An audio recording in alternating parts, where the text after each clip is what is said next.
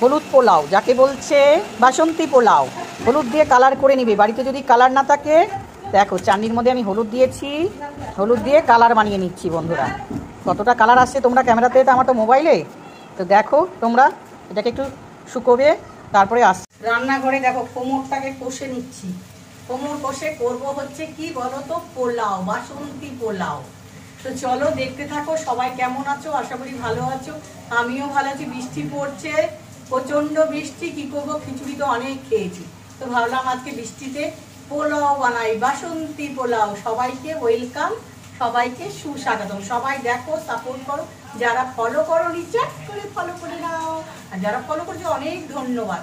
একটু এটা না গোটালে আমি রান্না করতে পারি না। গোটাই যে রান্নাঘরে নাইটি লাটালে আমার ভালো লাগে না। তো চলো দেখতে থাকো।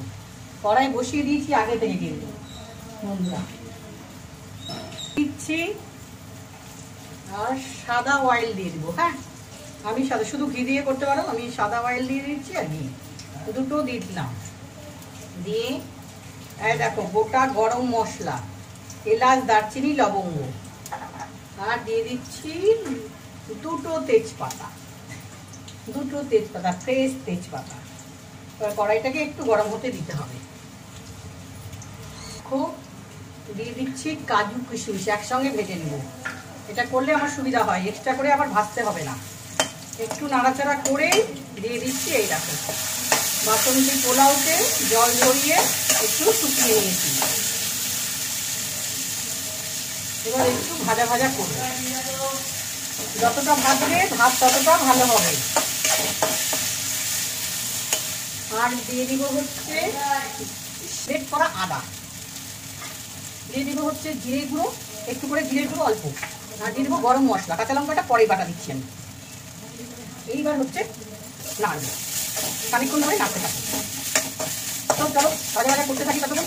তোমরা একটু দেখছি কাঁচা লঙ্কা বাটা, লাল লঙ্কার গুঁড়ো দিতে পারো। আমি কাঁচা লঙ্কার ঝাল দিচ্ছি, কারণ ঝালটা কম হবে, অল্প পরিমাণে।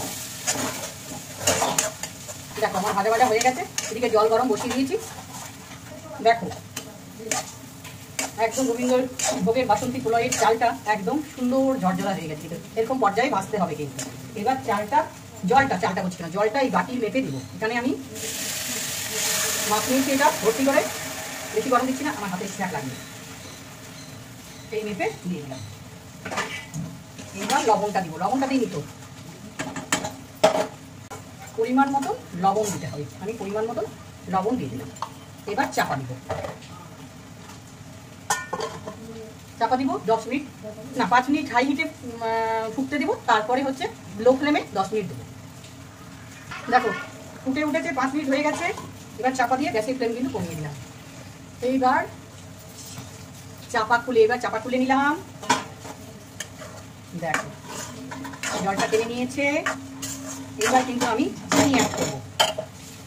এই দেখো চিনি, তো পোলাও তো একটু বাসন্তী পোলাও মিষ্টি হয়, মিষ্টি। আমি একটু মিষ্টিটা দিচ্ছি বেশি করে।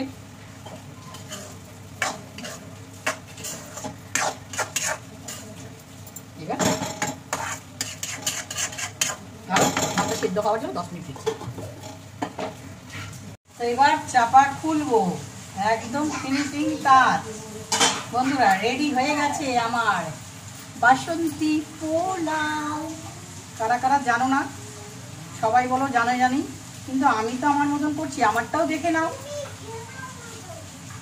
ভিডিওটা পছন্দ হলে অবশ্যই একটু লাইক দিয়ে দিও, একটু সাপোর্ট করো।